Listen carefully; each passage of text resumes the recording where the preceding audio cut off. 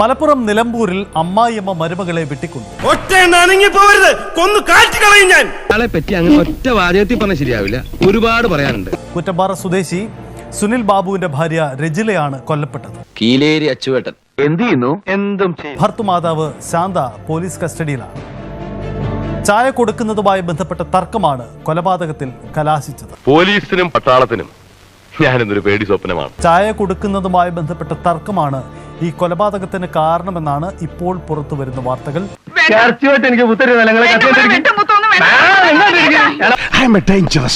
ഈ ഒരു പ്രശ്നത്തിൽ നമ്മൾ അന്വേഷിച്ചപ്പോൾ മനസ്സിലാക്കാൻ കഴിഞ്ഞത് ശാന്തകുമാരി, അതായത് മരുമകളെ വെട്ടിക്കൊന്ന അമ്മായിയമ്മ പ്രമേഹ രോഗിയാണ്. രാവിലെ ഇൻസുലിൻ എടുക്കുന്ന രീതിയുള്ളതാണ്, ഇൻസുലിൻ എടുക്കുന്നവരാണ്.